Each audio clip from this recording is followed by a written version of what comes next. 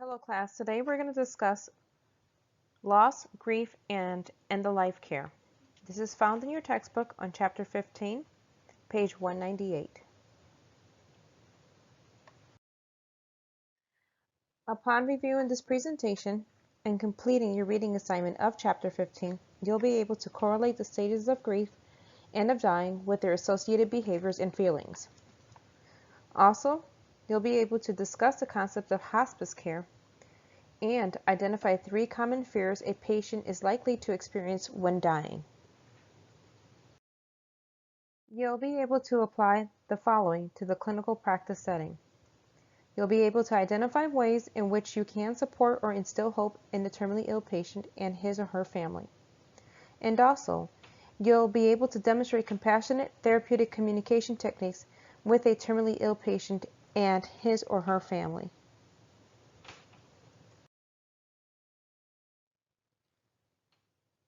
Death is a universally shared event with all cultures and religions having beliefs and rituals to explain and cope with death, loss, and grief.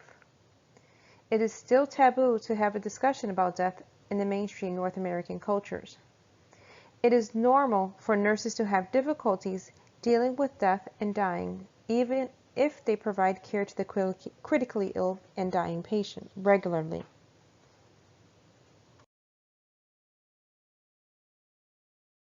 Change. Visionary family therapist Virginia Satir described loss, grief, and mourning as experiences intrinsically linked with life changes. These are normal and often inevitable transitions over the lifespan. She identified the following 6 stages people experience when experiencing life changes. They are status quo, introduction of a foreign element, chaos, integration, practice, and new status quo.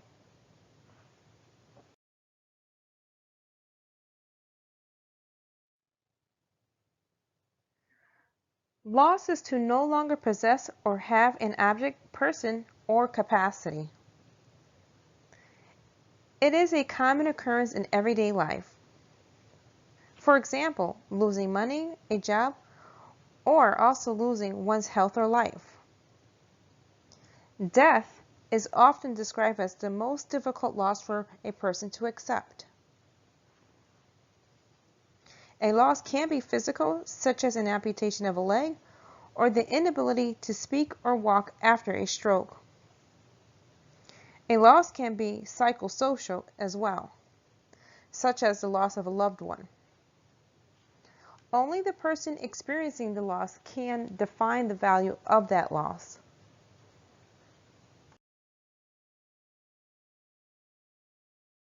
Grief.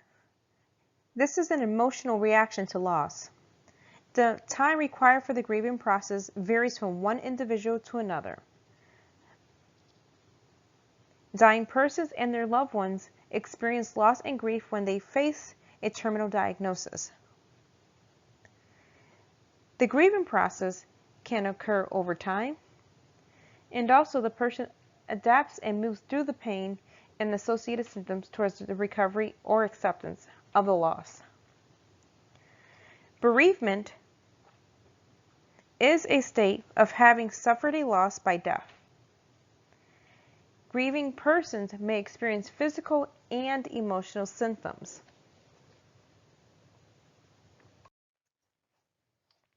When a person thinks or knows that a loss is going to occur in the future, anticipatory grieving may occur.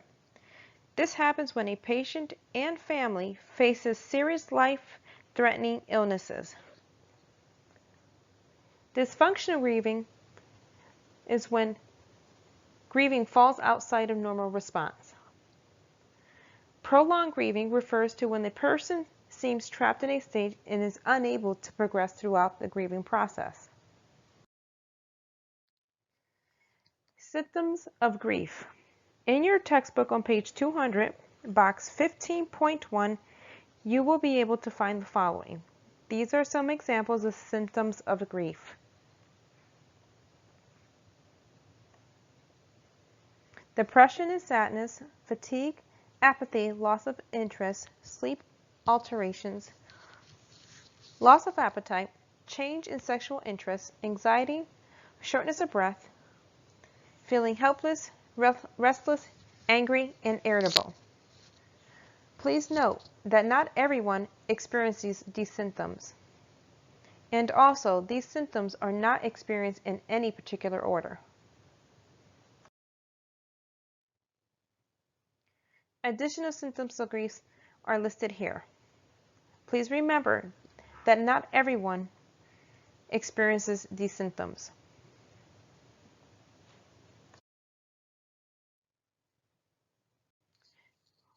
Stages of grief.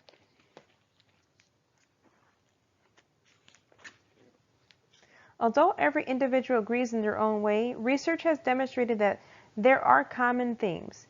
The grief process progresses throughout several stages, which each characterized by a set of identifying behaviors and emotional responses.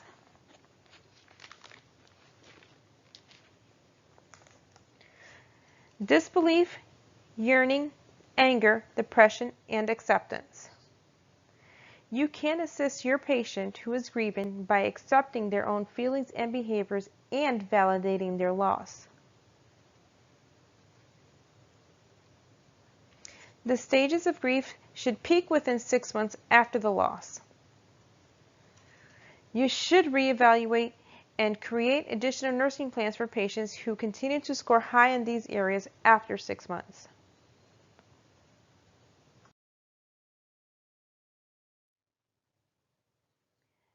Death as a physiologic event is typically defined by the absence of spontaneous breathing and heartbeat. The definition of death is now centered on the concept of brain death, which is defined as the absence of brain activity as evidenced by the absence of an ECG wave. Brain death is characterized by 3 cardinal findings: coma, absence of brainstem reflexes, and apnea.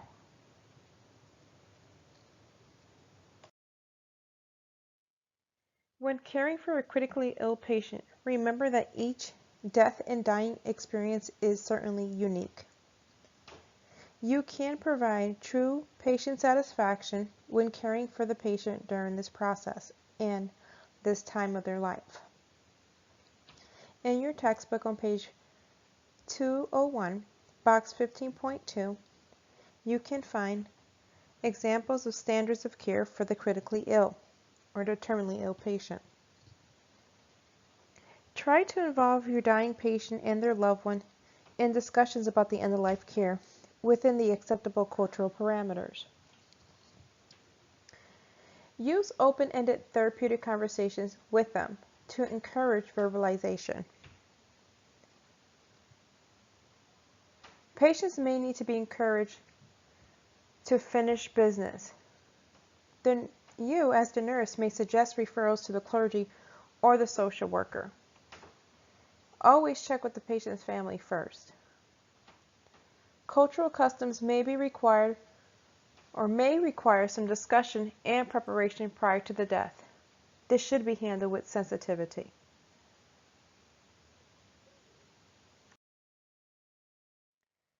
When caring for terminally ill patients, consider the terminally ill patient's preferences. Try to maintain functional capacity and relieve discomfort. Assist with controlling the patient's pain. Be well aware of the patient's advanced directives and durable power of attorney. Make the patient feel safe and secure. The patient will have ample opportunity to finish business with loved ones. In caring for patients who are dying, it is your responsibility as a nurse to familiarize yourself with the rights of the dying patient.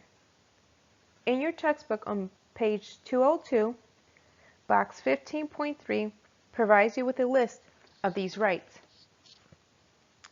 Please ensure that you continually assess your patient for any nonverbal cues that may suggest that he or she is in pain or experiencing anxiety related to the dying process. A person who is dying certainly has the right to be treated as a person until death. Provide the individual with cleanliness and comfort, maintain a sense of hope, participate in his or her care plan, and be respectful and caring and attentive at all times. A person who is dying has the right to continuity of care and caregivers. They have the right to have information about their condition and their impending death. Be honest with the patient and answer questions. Explore and change religious beliefs. A change in religious belief and practice on the part of the patient may be shocking and distressing to the family. Provide optimal privacy without isolating the patient and the family. And please be sure to maintain individuality and express emotions freely without being judgmental.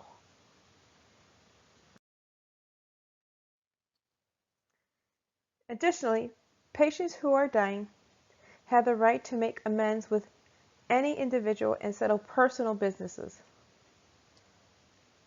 They have the right to say goodbye to family and significant others in private. They have the right to assistance for significant others with the grief process. They have the right to withdraw from social contact if they desire. Also, they have the right to die at home in familiar surroundings and die with dignity. And the patient who is dying has the right to respectful treatment of the body after death.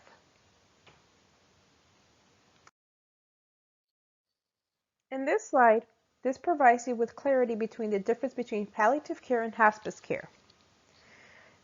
So palliative care is to reduce or relieve the symptoms of a disease without attempting to provide a cure.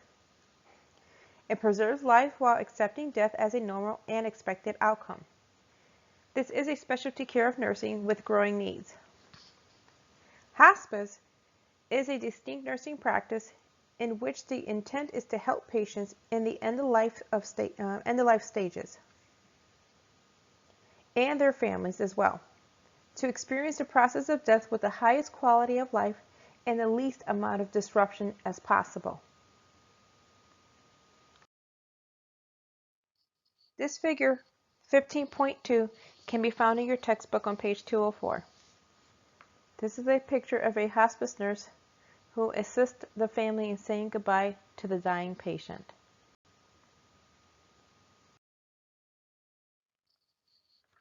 The dying process can be difficult for some individuals, for patients, and for families. It is critical for you to provide them with as much support as possible during this process. Some believe there are distinct stages, while others believe grief is a fluid rather than a linear process. Individuals' reactions to death may be consistent with the way he or she copes with difficulties in the past. Elizabeth Kubler-Ross promoted research into dying and death and has identified 5 stages of coping with death.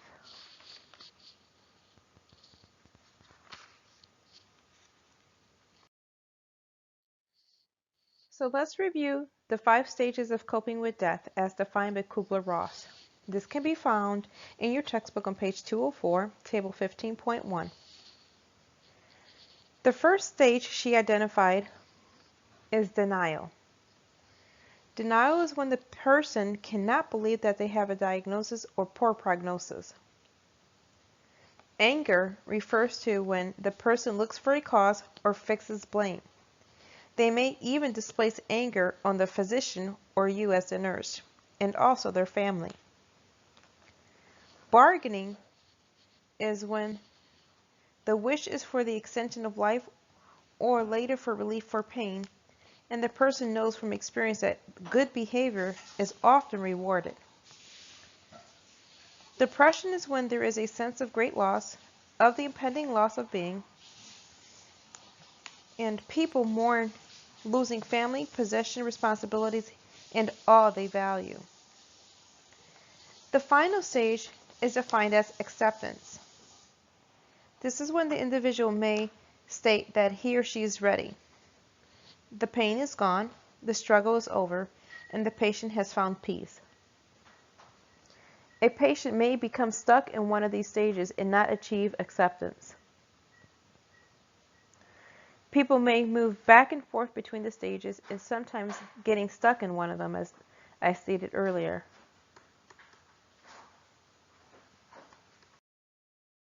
So in this slide, we're going to talk about your role in helping a patient and supporting the patient's hope during the dying process. So let's first start off by defining what hope is. Hope is an inner positive life force, a feeling that what is desired is possible. Hope takes many forms and changes as the patient declines. At first, patient hopes for a cure. Then they move on to hoping for treatment to be possible. Next, they hope for prolonged life, and then finally, towards the end, they begin to hope for a peaceful death. So what is your role during this process? Start off by asking open-ended questions during the patient's admission to allow them to talk about their needs. So ask questions such as, what are you hoping for from this admission? Or, what are you hoping for today? You always want to be supportive of hope by recognizing and affirming their wishes.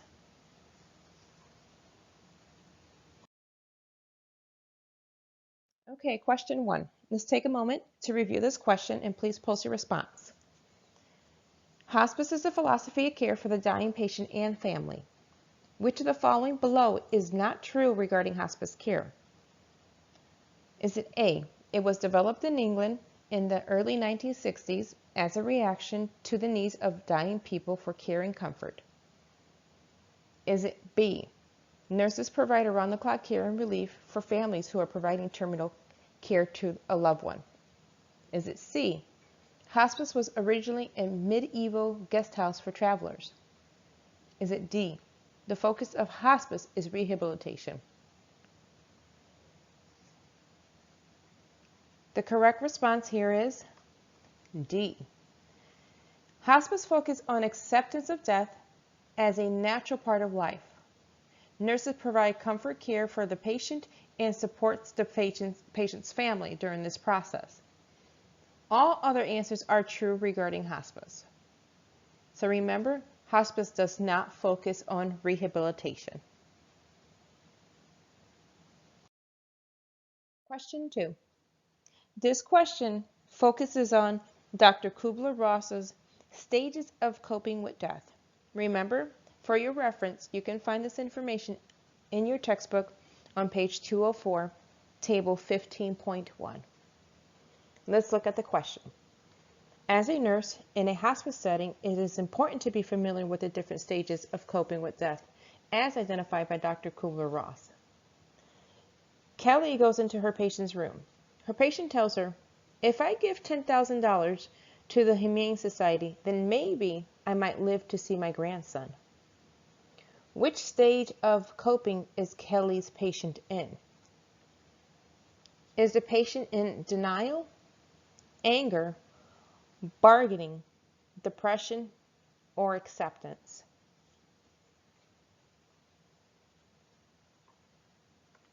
So the correct response here is C. Bargaining is the stage in which patients believe that if I am good, then I will get a reward. Please familiarize yourself with these stages. So we have reached the second half of our presentation. In this portion, we're going to discuss the end-of-life considerations and preparation. Again, upon completing the review of this presentation and completing the reading assignment for Chapter 15, you'll be able to do the following. Describe common symptoms related to physiologic changes at end-of-life stages. You'll also be able to list the common signs of impending death, illustrate the difference between the patient's right to refuse treatment and assisted suicide, and finally, you'll gain understanding regarding the ethical rules in the Code of Ethics for nurses regarding the patient's right to refuse treatment, euthanasia, and assisted suicide. After completing Chapter 15, you'll gain knowledge that you would bring with you to the clinical practice setting. You'll learn to describe at least one nursing intervention for comfort care that can be implemented in a hospital or nursing home for a dying patient for each of the following problems: pain, nausea, dyspnea, anxiety, constipation, incontinence, thirst, and anorexia.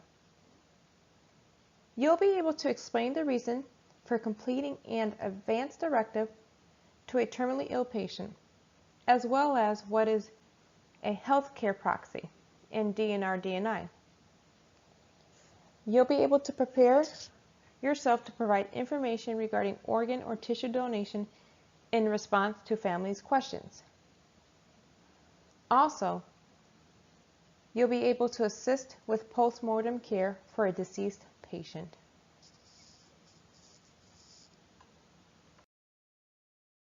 Your role as a nurse is a vital component in caring for patients in the dying process. You want to ensure that you provide the patient with comfort care by identifying symptoms that causes the patient distress and adequately treating those symptoms. The application of the nursing process to care of the dying patient uses skills and knowledge from physical, emotional, social, and spiritual contexts. Therapeutic communication is a crucial skill set as well. Listening skills, observation, and the use of nonverbal communication, touch, and presence are all contributions to the patient's sense of acceptance. So again, remember your role in caring for these patients during the dying process. Over the next few slides, we're going to review how you would apply the nursing process when caring for a patient who is dying. Remember that the nursing process always begins with assessment. This is when you're going to collect data from your patient so that way you can define a diagnosis, plan the plan of care for your patient, implement interventions, and then evaluate the outcome. So the first part of the nursing process, again, is assessment. This is when you're going to collect a comprehensive data collection about your patient. Baseline assessment allows you to obtain a baseline level of identifying the patient's needs and problems. You're going to continue to collect data during the patient's stay. And also you can do this during interactions with your patient. When you're collecting data, upon admission, be sure to always ask open-ended questions. Open-ended questions such as, what has your doctor told you about your condition? Or what have you learned so far about your disease? May help you identify the patient's knowledge regarding informed decision. Also, open-ended questions such as, what did you hope for during this submission? And what are your concerns? Will allow you to elicit data for the provision of a comprehensive comfort care. Spiritual assessment can begin with questions about the patient's religious affiliation and whether he or she would like to meet with a spiritual advisor. Ensure to assess the patient's anxiety, agitation, and confusion level, as well as depression. So the second part of the nursing process is defining your nursing diagnosis, and this is based on the data you collected during your assessment. Nursing diagnosis for the dying patient will definitely vary depending on the patient's condition and disease process. Certain nursing diagnoses are common at some point to most dying patients. Okay, so you have data that you've collected during your nursing assessment. You then defined some diagnoses related to the data you've collected. Now you're moving towards planning the patient's plan of care. Giving the patient control is a first priority at a time when it seems that he or she has no control. Planning should be a team effort with all the members of the team, as well as the patient and the patient's family. So the fourth step allows you to put your plan into practice. Implementation. Intervention should be implemented for anticipatory guidance, end the stage symptom management, pain control, dyspnea and respiratory distress, constipation, diarrhea, anorexia, nausea, vomiting, and dehydration.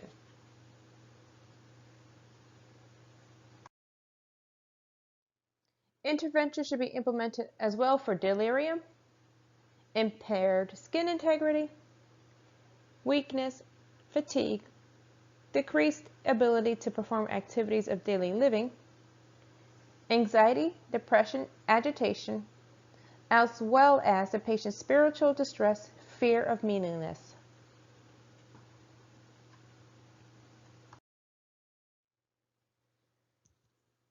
Final stage of the nursing process is the evaluation stage. Evaluation, again, is based on the identified patient-specific outcomes. Remember that everyone that goes through the dying process does not go through the process in the same format. You're going to identify specific needs based on your particular patient, right?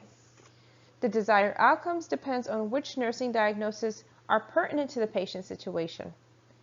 The degree of comfort obtained for the patient by the nursing interventions also needs to be evaluated. All right, so let's move on to talk about some physical signs of impending death. During your nursing career, you will care for patients who are dying, and you'll develop knowledge and skills and expertise in identifying symptoms quicker as you progress through your career.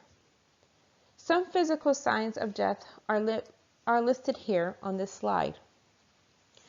As death approaches, the patient grows physically weaker and they can become more sleepy. In addition to that, the body function slows down. There is also a decrease in their appetite and a decrease in their urine output. Additionally, the urine may appear concentrated. Patients may experience edema over their extremities or the sacrum as well. Pulse increases and becomes weak or thready. The blood pressure declines, and skin of the extremities are mottled, cool, and dusky. And also at the end here it says respirations become shallow and irregular. Sometimes at the time of death, there is something you may hear which is called a death rattle. A death rattle is heard which occurs when the patient can no longer clear their throat of normal secretions. Cheney strokes are referred to respirations that may be noted. Respirations that gradually become shallower and are formed by a period of apnea. That's the definition of Cheney strokes. Please familiarize yourself with that word, that terminology. Cheney strokes can be found in your textbook on page 208. So, psychosocial and spiritual aspects of dying. As an individual approaches death, their spiritual needs take on greater importance. Do not impose your religious beliefs on dying patients and family. Instead, assist the patient to find comfort and support in their own belief systems. Be aware of remarks you make in the presence of unresponsive patients because they do hear. Advance directives spell out the patient's wishes for healthcare when they may not be able to indicate their choices. The Durable Power of Attorney for Healthcare, or the Durable POA, is a legal document that appoints a person known as a healthcare proxy, chosen by that patient to carry out his or her wishes as expressed in an advance directive.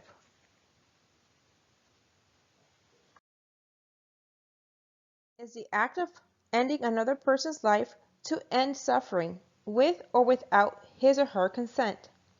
It may be called mercy killing. Some distinction is also made between active and passive euthanasia. So passive euthanasia occurs when a patient chooses to die by refusing treatment that might prolong life. For an example, a patient will choose to withhold artificial feedings or parental feedings when he or she is unable to take them orally. Honoring the refusal of life-prolonging treatment of a patient with a terminal illness is legal and ethically permissible.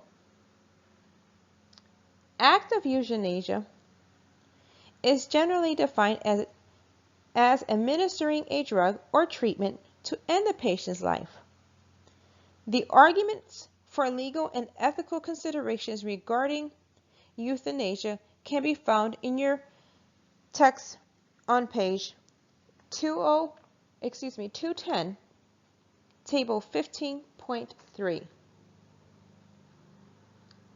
Assisted suicide is distinguished from active euthanasia. It is making available to the patient the means to end their life, such as providing the patient with a weapon or a drug, with knowledge that suicide is their intent. Both active euthanasia and suicide are considered to be a violation of the American Nurses Association Code for Nurses. Your role in providing the patient with adequate pain control is vital during the dying process. Adequate pain control continues to be one of the most problematic issues for patients during the end of life because physicians may be reluctant to prescribe medications of large doses for pain management for fear of legal actions under the Controlled Substances Act. They may also be concerned about being viewed as prescribing lethal doses in assisted suicide effort. Nurses must be advocates for compassionate end-of-life care, knowledgeable in skillful symptom management, the relief of suffering, and the promise of presence, of not abandoning the patient, are the cornerstones of end-of-life that can eliminate the person's desire to choose euthanasia or suicide.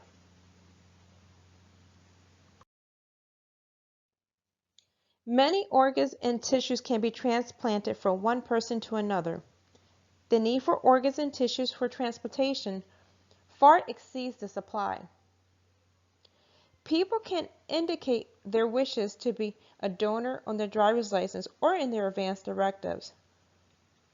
But the next of kin must give permission to remove the organs or tissue of a dead person. Organs can be transplanted, such as kidneys, livers, heart, and lungs. Tissues that can be transplanted are coronaries, bone, and skin.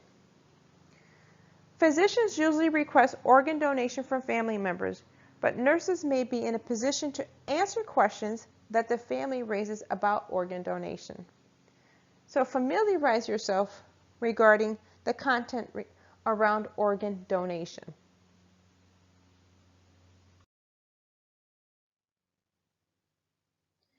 Post-mortem care. A coroner is a patient with legal authority to determine cause of death.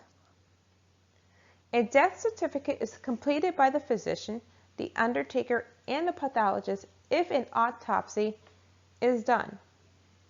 When a patient dies at home, the pronouncement of death may be delegated to an undertaker, a registered nurse, or the coroner. The nurse is responsible for post-mortem care of the patient's body. Family members may assist with or perform the preparation of the body, or the nurse may prepare the body for the family to come and say goodbye, and for the removal to the morgue or undertaker.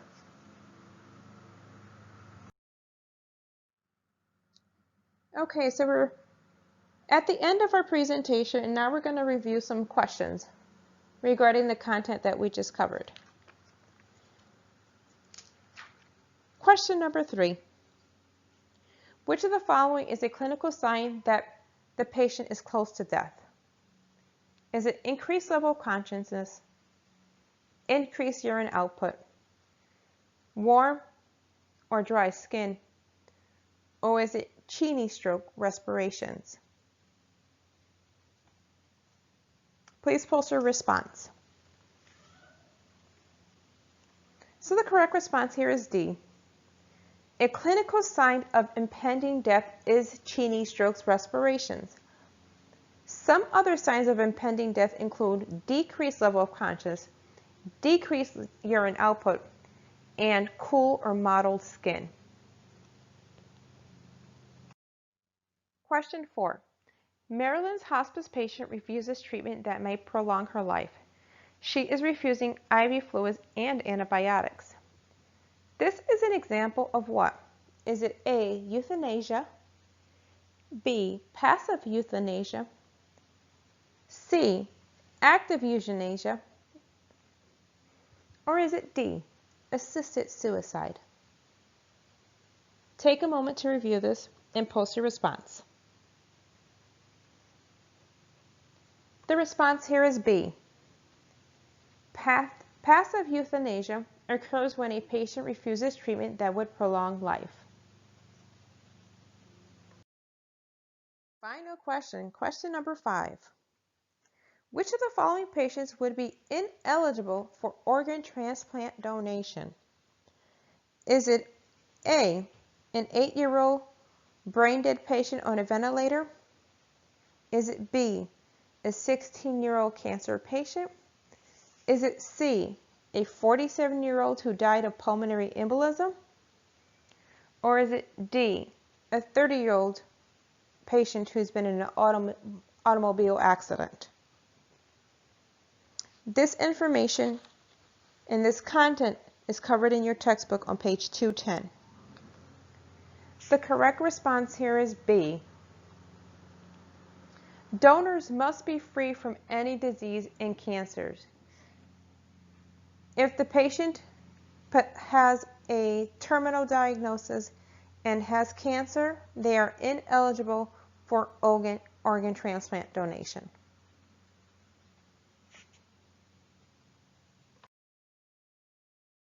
The end. This concludes my presentation of Chapter 15, Loss, Grief, and End-of-Life Care. Thank you very much.